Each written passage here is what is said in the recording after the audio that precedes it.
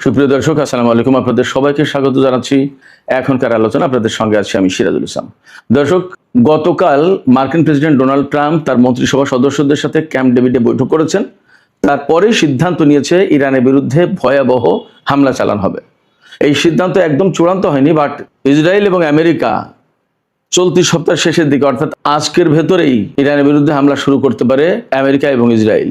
এবং এই হামলার প্রধান লক্ষ্য হবে ইরানের জ্বালানি অবকাঠামো থেকে শুরু করে বিভিন্ন গুরুত্বপূর্ণ সরকারি বেসরকারি অবকাঠামো। আমেরিকার এই পরিকল্পনার পরপরই ইরান ঘোষণা করেছে আমেরিকা এবং ইসরায়েল যদি ইরানের অবকাঠামো লক্ষ্য করে হামলা চালায়, তাহলে মধ্যপ্রাচ্যে আমেরিকার সাথে সংশ্লিষ্ট যত জ্বালানি অবকাঠামো আছে তার সমস্ত সবকিছু ধ্বংস করে দেওয়া হবে।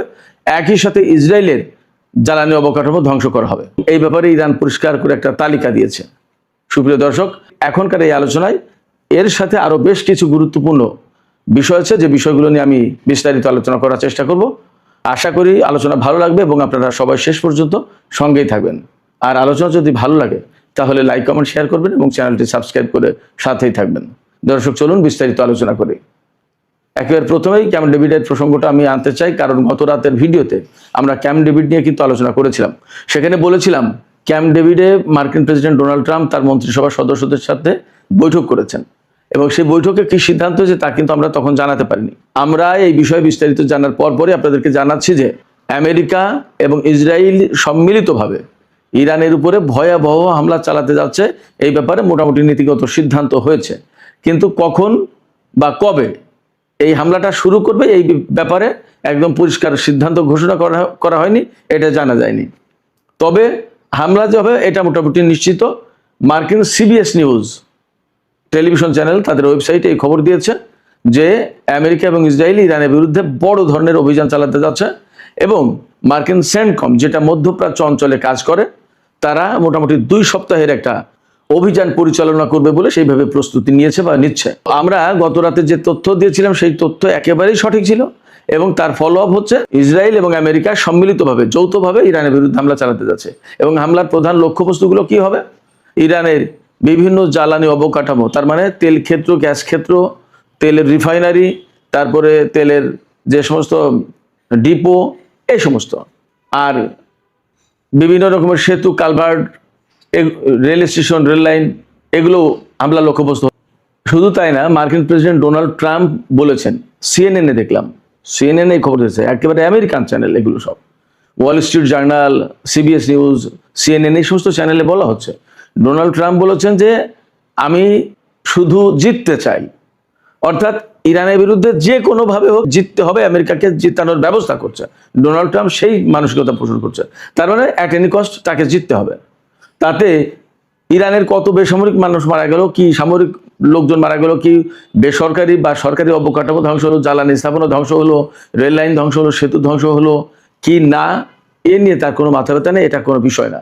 তার বক্তব্য হচ্ছে আমাকে জিততে হবে, আমি শুধু জিততে চাই ইরানের বিরুদ্ধে। এই যে জিততে চাই, কেন জিততে চাই, এই কথাটা একটু এখানে ব্যাখ্যা করে যাই। দেখেন, আমেরিকা হচ্ছে সারা বিশ্বের 1 নম্বর পরাশক্তি, আমেরিকা সেইভাবেই দাবি করে। আমেরিকা যেহেতু 1 নম্বর পরাশক্তি হিসেবে নিজেকে জাহির করে, দাবি করে এবং সেইভাবে সারা বিশ্বে ছড়ি ঘোরায়, সেই কারণে ইরানের বিরুদ্ধে যুদ্ধ করতে এসে তারা হেরে যাবে। আর হেরে গেলে মধ্যপ্রাচ্য থেকে তাদের বিদায় নিতে হবে। শুধু বিদায় নিতে হবে না, সারা বিশ্বে এর প্রভাব পড়বে। আমি সবসময় বলে আসছি, এককেন্দ্রিক বিশ্ব ব্যবস্থা বাদ হয়ে যাবে, আমেরিকার মোড়লিপনা থাকবে না, সেখানে রাশিয়া, চীন, ইরান সবাই বিশ্ব শাসনের গুরুত্বপূর্ণ জায়গায় চলে আসবে। ফলে আমেরিকাকে জিততেই হবে, না জিতলে এইগুলো হবে, আর জিতলে আমেরিকা আবার সেই এককেন্দ্রিক বিশ্ব ব্যবস্থার মূল কেন্দ্রে থাকবে। আরো কেন জিততে হবে আমেরিকাকে? আমেরিকাকে জিততে হবে এই কারণে যে আমেরিকা যদি এই যুদ্ধে হেরে যায় তাহলে আমেরিকার অস্ত্র বাণিজ্য শেষ, মধ্যপ্রাচ্যের প্রভাব প্রতিপত্তি শেষ, মধ্যপ্রাচ্যে তাদের যে নিয়ন্ত্রণ ছিল সেই নিয়ন্ত্রণ থাকবে না, সারা বিশ্বের উপর যে ছড়ি ঘোরাতো সেটা থাকবে না। বিশ্বের বিভিন্ন দেশে অন্তত 850 মার্কিন সামরিক ঘাঁটি আছে, এই ঘাঁটিগুলো বেশিরভাগ জায়গা থেকে সরিয়ে নিতে হবে।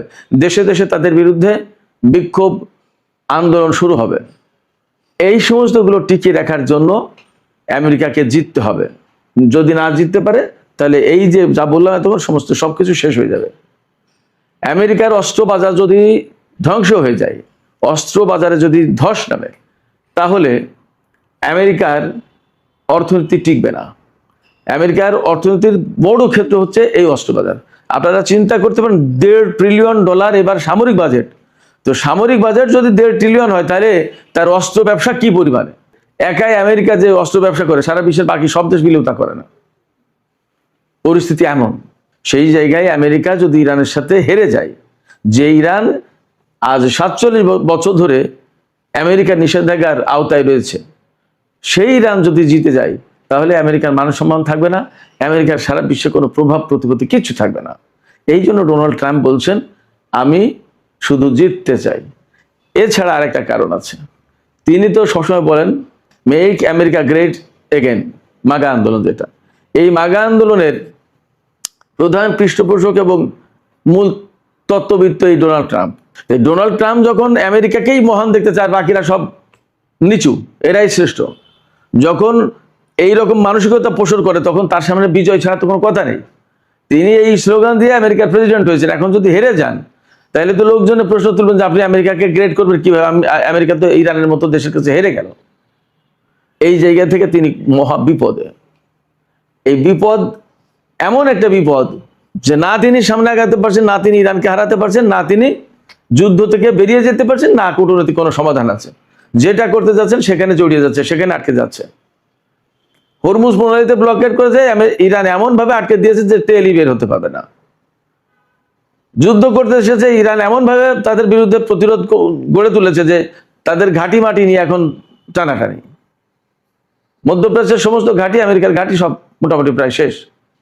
ইসরায়েল অস্তিত্বের সংকটে পড়বে আমেরিকা যদি এই যুদ্ধে হেরে যায়। আর আমেরিকা তো তার মান সম্মান একদম সমস্ত সবকিছু মাটির সাথে মিশিয়ে দেবে যদি হেরে যায়। তো এই যে পরিস্থিতি, এই পরিস্থিতিতে ডোনাল্ড ট্রাম্প শুধু বিজয় চান, কথা একটাই, কিন্তু কেন চাইছেন তার অনেকগুলো কারণ। বিজয় ছাড়া তিনি যুদ্ধ থেকে বের হতে পারছেন না, তাহলে মান সম্মান যাবে, আমেরিকার কোনো প্রভাব প্রতিপত্তি থাকবে না। আবার বিজয় না হলে আমি যে এতক্ষণ বললাম এইগুলো সমস্ত সবকিছু ঘটে যাবে, আমেরিকা একদম প্রচন্ডভাবে ডাউনফল হয়ে যাবে। এই জায়গা থেকে আমেরিকার সামনে আসলে বিজয়ের কোনো বিকল্প নেই। বাট সেই বিজয়টা এত সহজ না, ইরান আমেরিকাকে বিজয়ী হতে দেবে না। তো যাই হোক, যে কথা বলছিলাম, ক্যাম্প ডেভিডের সিদ্ধান্ত হয়েছে ইরানের বিরুদ্ধে হামলা চালাবে। এবং আরেকটা বিষয় খেয়াল করুন, আমি কিন্তু সবসময় বলে আসছি, নেতানিয়াহু আমেরিকা সফরে গেলেন, তার সাথে ডোনাল্ড ট্রাম্পের বৈঠক হলো, এবং এই বৈঠকের পরে নেতানিয়াহু উচ্ছ্বাস ধরে রাখতে পারেনি। তিনি কি বলেন? তিনি বলেন ডোনাল্ড ট্রাম্পের সাথে তার এই পর্যন্ত যত বৈঠক হয়েছে তার ভেতরে শ্রেষ্ঠ বৈঠক এইবারের এই বৈঠক। তার মানে কি? যেখানে ডোনাল্ড ট্রাম্প নেতানিয়াহুকে ধমকেছেন, বকেছেন, গালাগালি করেছেন, বাজে কথা বলেছেন, রাগারাগি করেছেন, কত কিছু, সেই জায়গায় ডোনাল্ড ট্রাম্পের সাথে বৈঠকে গিয়ে নেতানিয়াহু উচ্ছ্বাস প্রকাশ করছেন যে তার শ্রেষ্ঠ বৈঠক ডোনাল্ড ট্রাম্পের সাথে। এর একমাত্র কারণ হচ্ছে ডোনাল্ড ট্রাম্প নেতানিয়াহুকে সমস্ত ব্যাপারে আশ্বস্ত করেছেন যা তিনি চেয়েছেন। অর্থাৎ নেতানিয়াহু হয়তো বলেছেন যে ইরানকে যুদ্ধ করে একদম ধ্বংস করে দাও, হয়তো তিনি বলেছেন, ঠিক আছে। ডোনাল্ড ট্রাম্পকে নেতানিয়াহু বলেছেন যে প্রয়োজনে